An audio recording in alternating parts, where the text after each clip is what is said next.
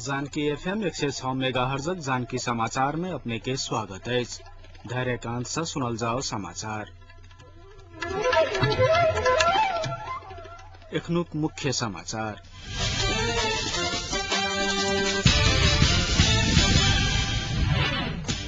राष्ट्रपति यादव व माओवादी अध्यक्ष प्रचण्ड बीच भेंटवार्ता, शांति प्रक्रिया प्रति राष्ट्रपति द्वारा चिंता व्यक्त। गृह मंत्रालय भीतर के अनियमितता और भ्रष्टाचार अंत कर गृह मंत्री गच्छेदारक प्रतिबद्धता, लड़ाकू सबक संख्या और पुनर्स्थापना पैकेज के छोड़ अन्य संपूर्ण विषय में सहमति भ चुकल अछि। कांग्रेसक नेता रिजालक दावा। हिन्दू सबक महान पावन छठक तैयारी शुरू आ भारत और इंग्लैंड बीचक 2020 क्रिकेट मैच में इंग्लैंड 6 विकेट से विजयी। राष्ट्रपति डॉक्टर रामवरण यादव माओवादी भीतर देखल गेल विवाद से शांति प्रक्रिया प्रभावित भ सकैत अछि कहैत चिंता व्यक्त कयलनि अछि। माओवादी के अध्यक्ष प्रचण्ड संगक भेंटक क्रम में राष्ट्रपति यादव शांति प्रक्रिया के भविष्य के विषय में चिंता व्यक्त कयलनि अछि। माओवादी के अध्यक्ष प्रचण्ड राष्ट्रपति यादव से आइ सांझ शीतल निवास पहुंच कऽ भेंट कयने छलखिन। भेंटक क्रम में यादव अगहन 14 गते नजदीक आबि रहलाक बादो दल सब बीच सहमति नहि भ सकल, आब की हेतै कहैत जिज्ञासा व्यक्त कयने छलखिन। जवाब में माओवादी अध्यक्ष प्रचण्ड दल सब सहमति के नजदीक पहुंच चुकल कहैत अधिक चिंता नहीं करबा लेल सुझाव देने बुझबा में आयल अछि। भेंट के बाद संचारकर्मी सबसे बातचीत करैत दल सब बीच अविलंब सहमति हेतै कहैत अधिक चिंता नहीं करबा लेल सुझाव देने प्रचण्ड बतौलनि अछि। शांति आ संविधान निर्माण प्रक्रिया आगू बढ़ावा लेल माओवादी प्रतिबद्ध रहला कारणे पार्टी भीतर के विवाद कोनो असर नहीं करतैक प्रचण्ड बतौने छलखिन। दुनू गोटेक बातचीत के क्रम में शांति आ संविधान निर्माणक प्रगति के विषय में सेहो विमर्श भेल छल।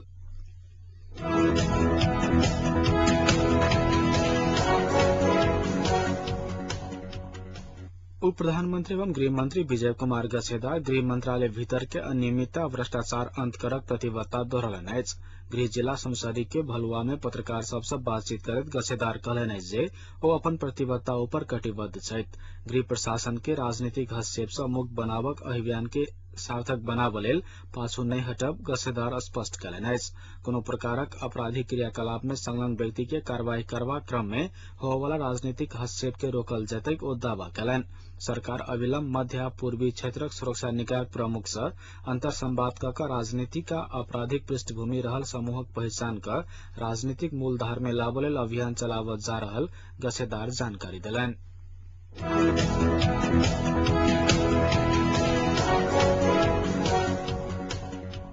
प्रधानमंत्री प्रमुख सलाहकार देवेंद्र पौडेल कहलनि जे शांति प्रक्रिया के संबंध में माओवादी और नरम होबऽ लेल तैयार अछि। राजधानी में एक कार्यक्रम के संबोधित करैत माओवादी पोलिट ब्यूरो सदस्य हो रहल पौडेल कहलनि जे सहमति करबा लेल बाकी विषय में माओवादी और नरम होबऽ लेल तैयार छैक।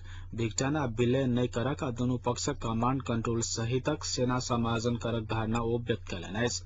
12 सूत्रीय सहमति से शुरू भेल दल सब बीचक यात्रा के परिणाम में पहुंचाबऽ लेल माओवादी प्रतिबद्ध रहल कहे शांति प्रक्रिया के निष्कर्ष में पहुंचाबऽ लेल माओवादी भीतर कोनो विवाद नहीं रहल पौडेल दावा कयलनि। पार्टी भीतर के अंतर्द्वंद शांति प्रक्रिया के कोनो असर नहीं पहुंचतैक हुनकर कहब छलनि। एखनो प्रधानमंत्री नेतृत्वक सरकार मात्र शांति प्रक्रिया के निष्कर्ष में पहुंचा सकत। अगहन 14 गते से पहिने एखनो सरकार सहमतिक सरकार में परिणत हेतैक पौडेल दावा कयलनि।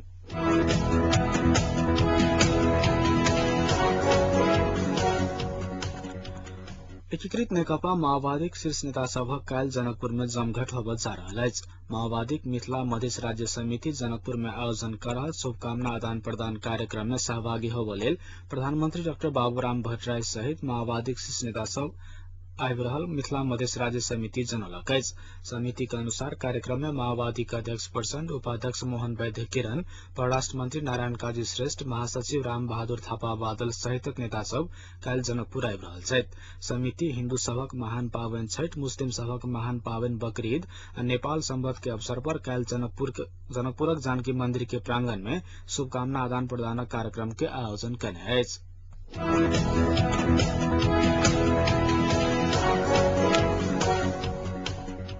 नकली व्रता देवक नियार कयलक अछि।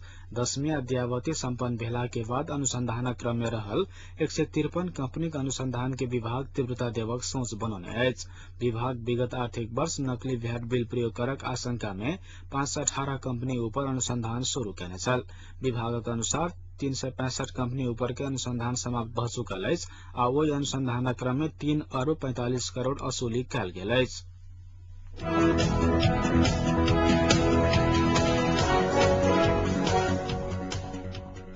नेपाली कांग्रेसक नेता मिनेन्द्र रिजाल कहलनि जे लड़ाकू सभक संख्या पुनर्स्थापना पैकेज कतेक देल जा एहि बाहेक संपूर्ण विषय में दल सब बीच सहमति भ चुकल अछि। राजधानी में एकटा कार्यक्रम के संबोधित करैत सेना समायोजन विशेष समिति सदस्य रहल रिजाल संख्या आ पुनर्स्थापना पैकेज में मात्र सहमति होबक बाँकी रहल दावा केलनि। कांग्रेस समायोजन होबला लड़ाकूक संख्या 5000 धरि आ पुनर्स्थापना पैकेज 306 लाख रुपया प्रस्ताव कने मुदा माओवादी 7000 के समायोजन करक आ 7 लाख से 10 लाख रुपया धरि के पैकेज देवक अड़ान रखला कारणे सहमति नहीं भ सकल हुनकर कहब छलनि। शांति प्रक्रिया में ठोस उपलब्धि हासिल करक अछि त सहमति में संविधान सभाक समय बढ़ाओल जा सकैत अछि, रिजाल स्पष्ट कयलनि।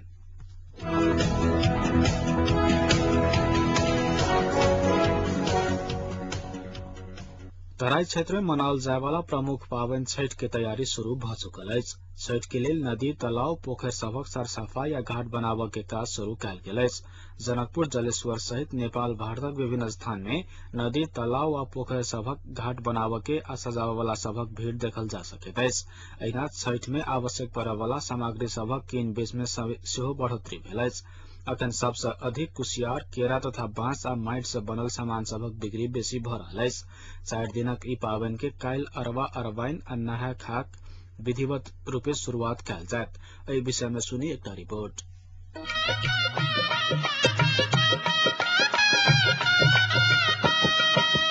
केलवा के पात पर उगेलन सूरज मल झाके झूठे।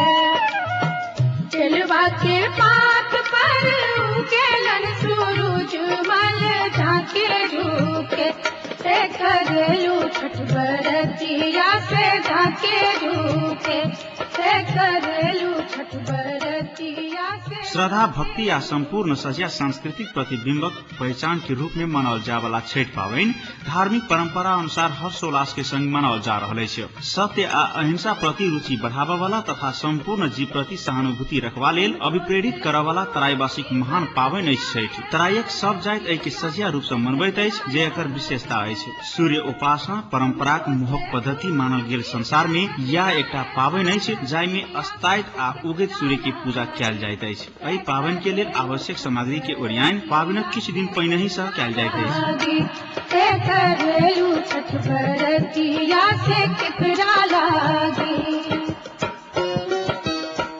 हमरो जे बेटवा पावने ऐसन बेटवा सुन के लागी। हमरो जे बेटवा पावने ऐसन बेटवा सुन के लागी। करली छठ बरतिया से उनके लागी। करली छठ बरतिया से उनके लागी। विशेष कऽ कार्तिक शुक्ल पक्ष से शुरू होबय वाला ई पावनि 4 दिन धरि मनाओल जाइत अछि। कार्तिक चतुर्दशी दिन से व्रतालु एहि पावनि के मनेबाक शुरू करैत अछि जे सप्तमी के भिनसर समाप्त होइत अछि। पहिल दिन अर्थात चतुर्दशी दिन के अरबा अरबाइन अथवा नहाय खाय कहल जाइत अछि। एहि दिन में व्रतालु सब नदी, पोखरि, तालाब, जलाशय आदि में नहा कऽ शुद्ध भऽ कऽ शुद्ध खाना खायल करैत छथि। व्रतालु सब भोजन में माछ, मांस, लहसुन, प्याज आ मरुआ सहितक चीज परित्याग कऽ कऽ एहि दिन से व्रत शुरू कऽ दैत छथि। पंचमी तिथि के खरना अर्थात पापक क्षय कहल जाइत अछि। खरना साँझक अर्घ से एक दिन पहिने रहला कारण एहि दिन में व्रतालु सब दिन भरि उपवास कऽ कऽ साँझ में स्नान कऽ अपन कुल देवता स्थापना केने पूजा घर में नव चूल्हा बना कऽ प्रसाद बनबैत छथि। प्रसाद के रूप में विशेष कऽ कऽ केरा आ खीर चढ़ाओल जाइत छै। जकर बाद गायक गोबर से निपोति कऽ अरबा चाउर से तैयार आटाक अरिपन दऽ कऽ व्रतालु साँझ में चंद्रमा के खीर चढ़ा कऽ प्रसाद ग्रहण करैत छथि। खरना दिन से व्रतालु पूर्ण व्रत लैत छथि जे सप्तमी 4वीं दिन उगे सूर्य के अर्घ द क समाप्त होइत अछि। खष्टी अर्थात तेसर दिन गहुम आ चाउर जाँत तथा ढेकी में कुटि पीस क एकर आटा सँ छठि पाबनि के सामग्री तैयार कयल जाइत अछि। छठि पाबनिक सामग्री तैयार करैत काल विशेष होशियार रहय पड़ैत अछि। पूजाक सामग्री निरैठ आ शुद्ध राखय पड़ैत अछि। पूजाक सामग्री ऐंठ भेला पर अनिष्ट भ जाइत अछि से जन विश्वास अछि, जाहि कारण पूजा सामग्री तैयार करैत काल महिला सब श्रद्धापूर्वक गीत सेहो गायल करैत छथि।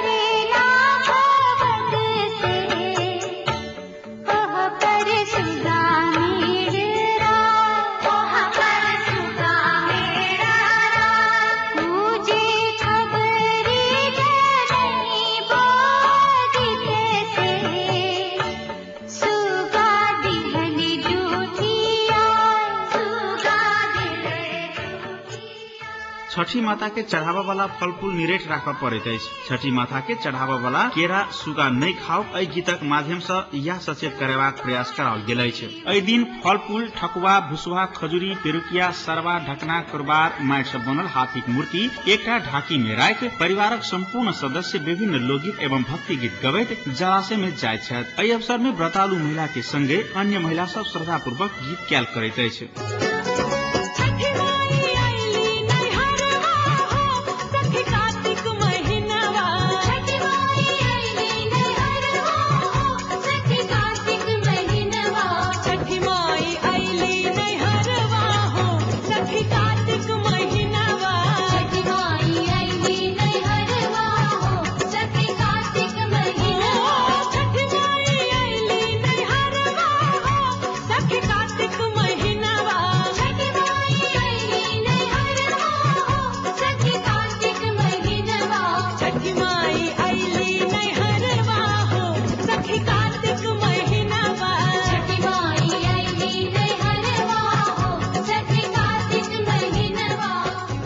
जलाशय में पूजन सामग्री सब घाट पर राखऽ से पहिने ओहिठाम नीक जकाँ सर सफाई कयल जाइत अछि। जकर बाद व्रतालु अस्त भ रहल सूर्य के प्रसाद स्वरूप अर्घ देवा लेल जलाशय में प्रवेश कर सूर्यास्त होबय धरि आराधना करैत छथि। पाबनि के 4म दिन अर्थात पारण। एहि दिन भिनसर उषा काल में व्रतालु सब पुनः जलाशय पहुँच कर प्रातःकालीन सूर्य के अर्घ द पाबनि के समापन करैत छथि। व्रतालु सब छठि व्रतक कथा सुनैत छथि आ सुनायल करैत छथि। छठि पाबनि के व्रत केला से दुख दरिद्रता के अंत होइत अछि से जन विश्वास रहल अछि। महाभारत अनुसार द्रौपदी सहित पांडव लोकनि अज्ञातवास में रहल समय में गुप्तवासक सफलता कामना के संग सूर्य देव के आराधना केने रहथि। जकर बाद छठि मनाबय के परंपरा के आरंभ भेल विभिन्न पुराण सब में उल्लेख अछि। सूर्य पुराण अनुसार सर्वप्रथम अत्रि मुनिक पत्नी अनुसया छठि व्रत केने रहथि। फलस्वरूप हुनका अटल सौभाग्य आ पति प्रेम प्राप्त भेलनि। जकर बाद छठि पाबनि करय के परंपरा के शुरुआत भेल अछि। छठि पाबनि के पाछा धार्मिक मान्यता के संगे वैज्ञानिक आ ज्योतिष संबंधी तथ्य सब सेहो अछि। वैज्ञानिक, ज्योतिषी तथा चिकित्सक सब सेहो सूर्य तत्व से अपन ज्ञानक अभिवृद्धि क जन कल्याण के लेल अन्वेषण केने छथि। हमर सबक यह कामना जे अहूँ सबके छठी माता कल्याण करैत।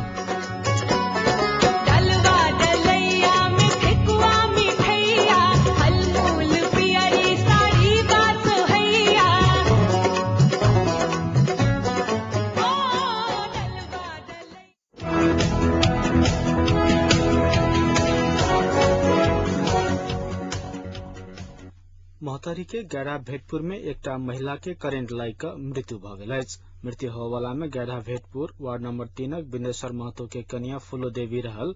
स्थानीय अंशु झा के उद्धृत करत मोहतरी सहकर्मी नगेंद्र कर्ण जानकारी दिलैन। रास्ता में खसल बिजली के नंगा तार में सटला के बाद हुनक तत्काले मृत्यु भेल झा बतौलन।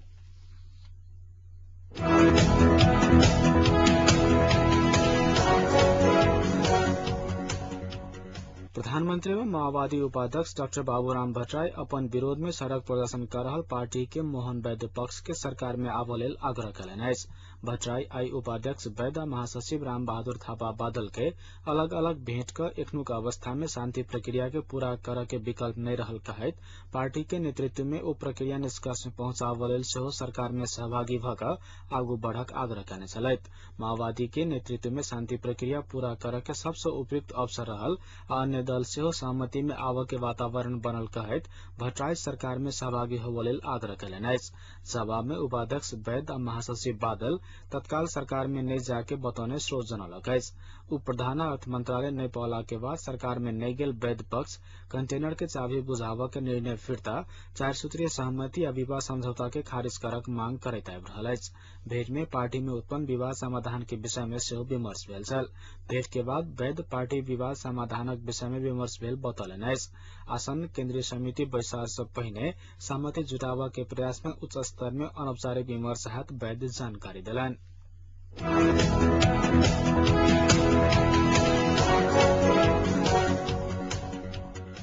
दल सब बीच निर्णायक वार्ता हैत कहल गेल समय प्रधानमंत्री डॉक्टर बाबूराम भट्टराई राजनीतिक परामर्श के तीव्र कैलन अछि। प्रधानमंत्री भट्टराई आ संविधान सभा अध्यक्ष सुभाषचंद्र नेवांग से भेंट कर शांति आ संविधान के पूर्णता देवक विषय में परामर्श कैलन अछि। भेंट में आई सांझ दर हैत कहल गेल प्रमुख 3 दलक बैसारक एजेंडा के विषय में सेहो विमर्श भेल बताओल गेल अछि। भेंट में सभाध्यक्ष नेवांग शांति आ संविधान के लेल कम समय मात्र बाकी रहला से ओ अवधि में विवादित विषय में सबके सहमति जुटा कर आगू बढ़वा लेल प्रधानमंत्री के सलाह देने बालुआटार स्रोत जनौलक अछि। प्रधानमंत्री भट्टराई से भेंट करबा लेल सभाध्यक्ष नेवांग प्रधानमंत्री सरकारी निवास बालुआटार पहुंचल छलैथ।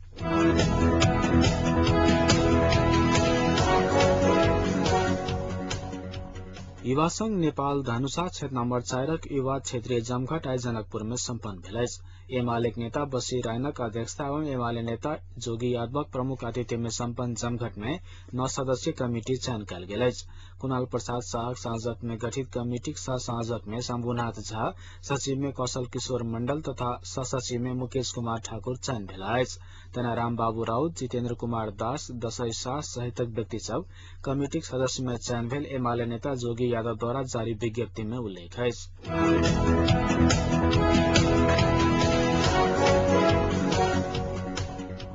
भ्रष्टाचार के विरुद्ध आंदोलन करल भारतक सामाजिक कार्यकर्ता अन्ना हजारे कोर कमिटी बैसार आई समाप्त भ गेल अछि। बैसार में कोर कमिटी भंग नहीं करक निर्णय कयल गेल बुझबा में आयल अछि। कोर कमिटी बैसार में कमिटी भंग करबा लेल आम सहमति नहीं बन सकल बताओल गेल अछि। एहि विषय में अंतिम निर्णय करक जिम्मा अन्ना हजारे के देल गेल छनि। तेना कोर कमिटी मसौदा लऽ कऽ अरविंद केजरीवाल आ प्रशांत भूषण अन्ना से भेंट करबा लेल रालेगंज सिटी जाता बताओल गेल अछि। आजुक बैसार में मात्र 19 सदस्य उपस्थित छलैथ। बैसार में स्वयं अन्ना हजारे, संतोष हेगड़े, कुमार विश्वास आ मेघा पाटकर सहभागी नहीं भेलैथ।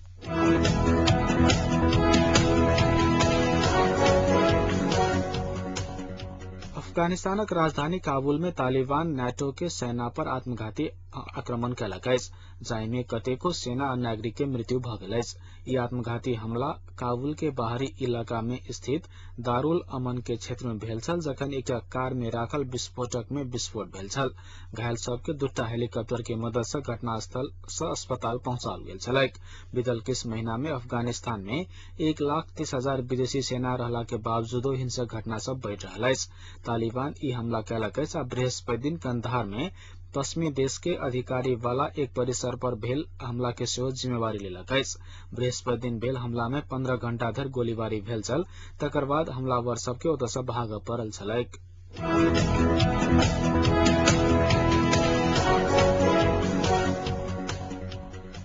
भारत आ इंग्लैंड बीच आई संपन्न 2020 क्रिकेट मैच में इंग्लैंड 6 विकेट से विजय प्राप्त कयलक अछि। भारत द्वारा देल गेल 120 रनक लक्ष्य इंग्लैंड 60 विकेट के क्षति पर 18 ओवर 4 बॉल में पूरा केने छल।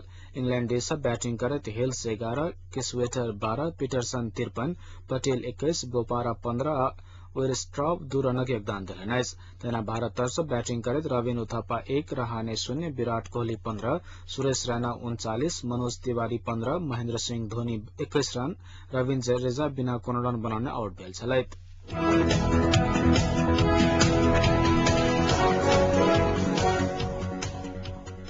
आब जनकपुरक तापक्रम। अखन जनकपुर के तापक्रम 25 डिग्री सेल्सियस अछि।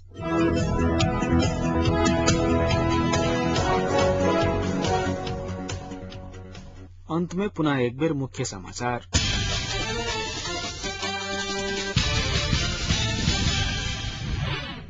राष्ट्रपति यादव और माओवादी अध्यक्ष प्रचण्ड बीच भेंटवार्ता, शांति प्रक्रिया प्रति राष्ट्रपति द्वारा चिंता व्यक्त। गृह मंत्रालय भीतर के अनियमितता और भ्रष्टाचार अंत कर गृह मंत्री गसेदारक प्रतिबद्धता, लड़ाकू सबक संख्या और पुनर्स्थापना पैकेज के छोड़ अन्य संपूर्ण विषय में सहमति भ चुकल अछि। कांग्रेसक नेता रिजालक दावा। हिन्दू सबक महान पावन छठक तैयारी शुरू और भारत और इंग्लैंड बीचक 2020 क्रिकेट मैच में इंग्लैंड 6 विकेट से विजयी। आजुक समाचार यति समाप्त होते। इसका समाचार लको उपस्थित है ताधर केल समाचार कक्षक संपूर्ण सहकर्मी के संग हम धैर्यकांत दत्त आज्ञा चाहे। नमस्कार।